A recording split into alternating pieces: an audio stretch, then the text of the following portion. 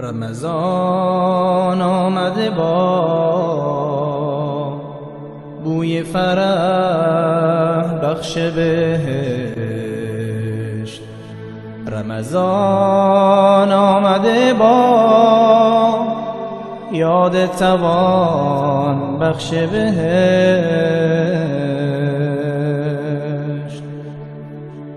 هدیه صاحب املاک سماوات و زمین. رمضان ماه کریم، ماه عزیز، ماه عظیم. به نام خداوند بخشنده مهربان. دعا و درود بر پیامبر اسلام حضرت محمد صلی الله علیه و سلم و یاران و خاندان پاکش. با عرض سلام و درود بینندگان محترم، هموطنان عزیز، من اسلام جان سعید هستم با برنامه مرحبا رمضان. قبل از هر مطلب و هر چیز خداوند منان را حمد و سپاس میگوییم و از الله متعال تشکر میکنیم به خاطر همه نعمت‌های با ارزش و خوبش. از نگاه یک شخص مسلمان و انسانی یکتاپرست،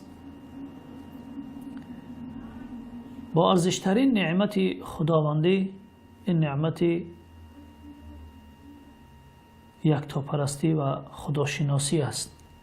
یا به عبارت دیگر نعمت اسلام است، که اگر بنده مسلمان هر لحظه و با تمام وجود بخواهد شکرانه این نعمت را به جا بیاورد، از عهده آن برآمدن نمیتواند. نعمت‌هایی که خداوند برای ما بندگان داده است و در اختیار ما گذاشته است، اونقدر زیاد هستند که نمیتوانیم از شمارش آنها براییم. خود خداوند در قرآن مجید می‌فرماید و این تعدوا نعمت الله لا تحصوها. اگر بخواهید نعمت‌های داده خداوند را حساب کنید، حتما عاجز خواهید شد. رمضان هم یکی از نعمت‌های با ارزش خداوند است که خداوند با آمدن آن هر سال ما بندگانش را در این ماه با طاعت و عبادت و بندگی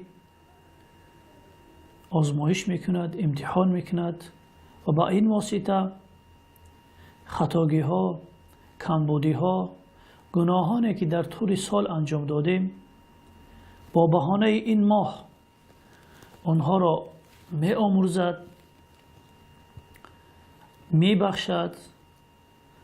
و در عوض اجر و پاداش زیادی برای ما در نظر می گیرد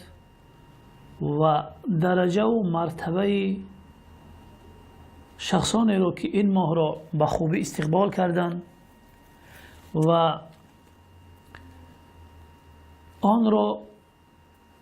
به خوبی پذیرایی کردند و بر اساس توصیه و گفته های رسول خدا صلی الله علیه و سلم آن را روزه داشتند، به مراتب بالا خواهد برد. اینک ما هم در عرفه ماه مبارک رمضان قرار داریم و تا آمدن آن روزهای به شمار مانده است. و دارد کم کم نزدیک می شود. ما باید مسلمانان خود را برای پذیرایی از این مهمان خداوندی آماده کنیم تا بتوانیم این ماه را اون طور که می باید استقبال کنیم و در این ماه با عبادت و بندگی خداوند بپردازیم.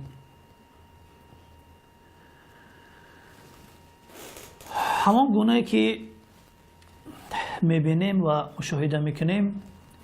وقتی که ماه رمضان نزدیک میشود،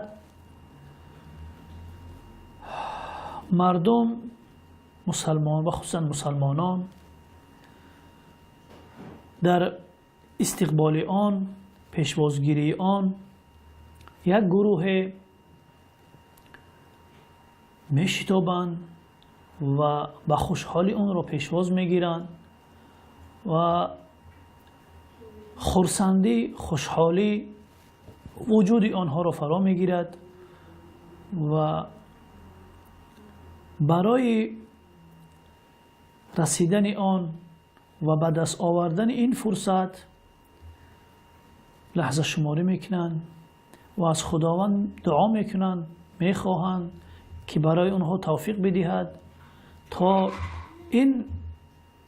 ماه مبارک را با عبادت و بندگی خداوند به آخر برسانند. اما برعکس گروه دیگر و مردمان دیگری هم یافت میشوند که از آمدن این ماه خوشحال نیستند، خوشحال نمیشوند و با آمدن این ماه احساس ناراحتی وجود آنها را فرا میگیرد و وقتی که ماه رمضان فرا میرسد گویا اینکه یک بار سنگین بر دوش آنها گذاشته می شود. خب این فرقیت بین این دو گروه مردم حتما عاملهای خود را دارد، دلیلهای خود را دارد که یک گروهی از مردم را آمدن رمضان خوشحال می کند و بی صبرانه منتظر آمدن ها آن هستند و حتی برای آن دعا می کنند، اما گروه دیگر باشد برعکس از آمدن آن خوشحال نیستند و آمدن آن برایشان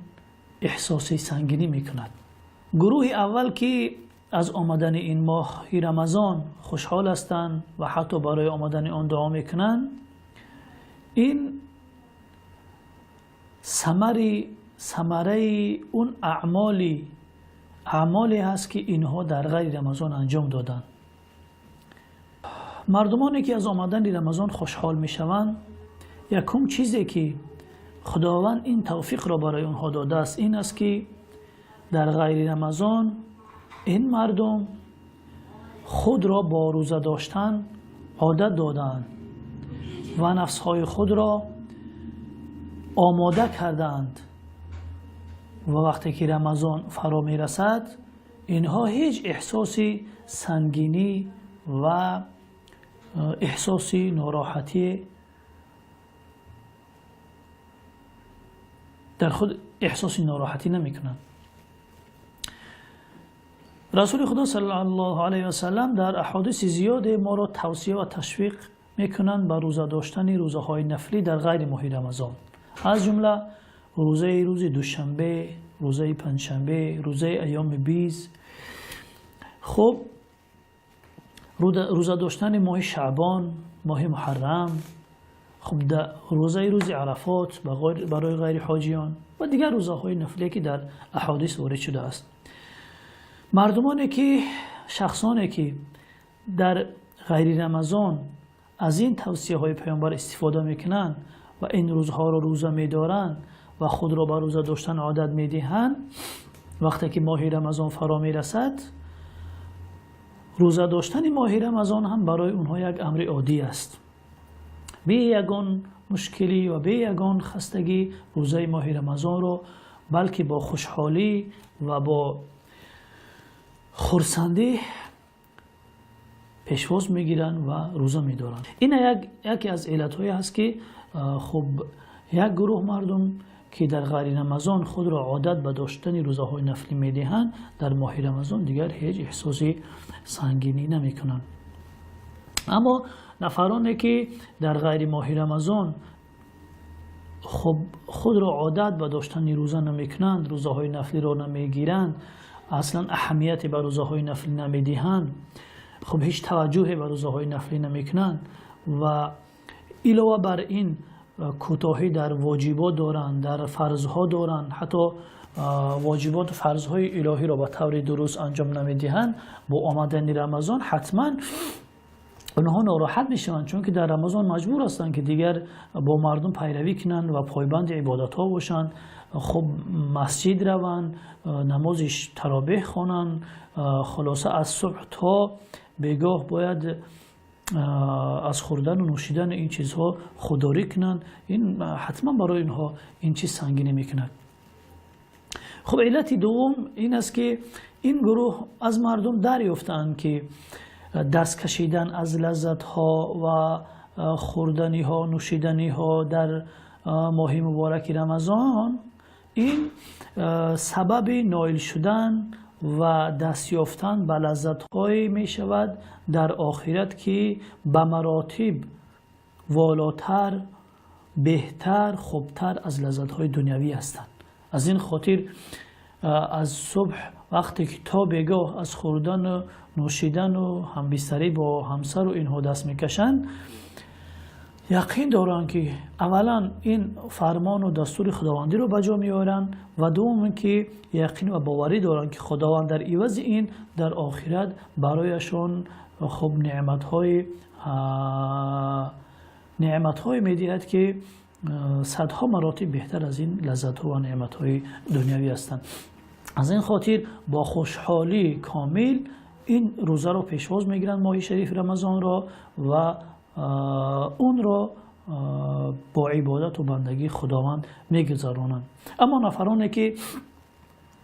به این حقیقت پی نبردن و نرسیدن و توجه به نعمت‌های آخرت ندارند و اهمیتی نمیدهند، خب و نفرانی که در دنیا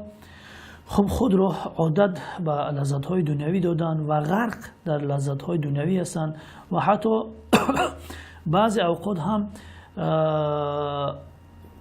به لذت‌های حرام دست میزنند. خب پیامبر صلی الله علیه و آله در حدیث داریم میفرماید که هر کی در دنیا خود را با شراب عادت بدهد، یعنی شراب نوشد و توبه نکرده از دنیا بگذرد،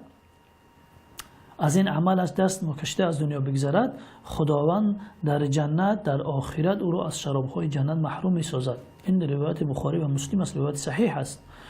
اینچنین در روایت دیگر داریم که شخصی که در دنیا، مردی که در دنیا لباس ابریشم ببر میکند که ببر کردن لباس ابریشم برای مردها ناجایز است، خداوند در آخرت او را از لباس‌های ابریشمی جنتی محروم می‌سازد. بنابراین شخصی که غرق در لذت‌های دنیوی است و دست به لذت‌های حرام میزند، اون دیگر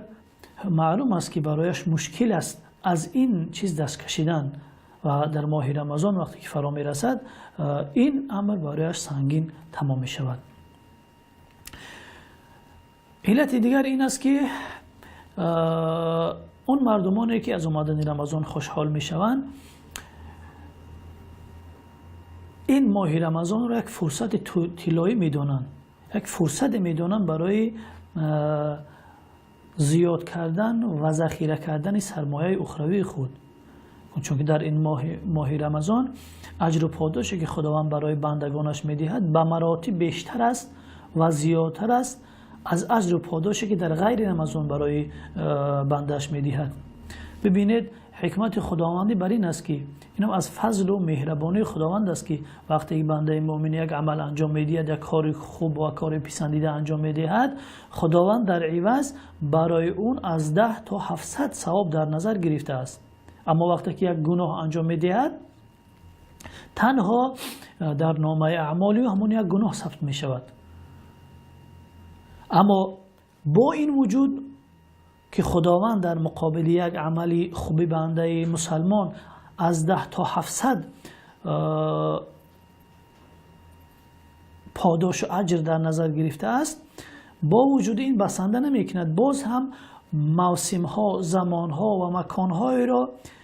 در نظر گرفته است که عمل کردن، انجام دادن کار خوب و کار ثواب در اون زمان و در اون مکان ها به مراتب بیشتر است از عمل هایی که در غیر اون زمان و در غیر اون مکان انجام داده می شود. یکی از اون موسم ها و زمان ها این ماه رمضان است. وقتی که انسان در ماه رمضان یک کار خوب انجام می دهد، ثوابش به مراتب بیشتر است از اون ثواب هایی که در غیر ماه رمضان برای اون داده می شود. مثلا در ماه رمضان اگر یک عملی نفلی انجام می دهد، خب یک انجام دادن عملی نفلی ثوابش برابر است با ثواب عملی فرضی در غیر رمضان. ببینید فرقیت از کجا تا به کجا هست. برای خاطر این مردمان دریافتند که این رمضان یک فرصت طلایی است برای جبران گذشته، یعنی که گناهانی که در طول این سال انجام داده است، خطاگاهی که از اون سر زده است، در این ماه رمضان با استفاده از فرصت طلایی از خداوند میخواهد، از خداوند زارا و تولا میکند که این همه گناهانی که در طول سال انجام داده است از او جبران کند و این چنین با انجام عملهای خوب و کارهای خیر اجر و پاداش و ثواب خودش را زیاده میگرداند و درجه خود را بالا میبرد. وقتی که این را درک میکند، هر لحظه و بی‌صبرانه منتظر آمدن رمضان است و رمضان را با خوشحالی و با خرسندی پیشواز میگیرد. اما نفری که با این حقیقت پی نبرده است و ارزش این ماه را نمیداند و فرصت طلایی بودن این ماه را نمیداند، هیچ توجه به این ماه نمیکند. وقتی که به این حقیقت نمیرسد، حتما ماه رمضان برای اون سنگین تمام می شود و از آمدن این ماه خوشحال نمی شود. یکی دیگر از علتها و دلایلش این است که ضعف یقین دارند، یعنی که یقینشان به وعده های خداوند کامل نیست. وقتی که انسان یقین کامل به وعده های خداوند داشته باشد که خداوند در آخرت و در جنت برای اون چی نعمت های مهیا کرده است،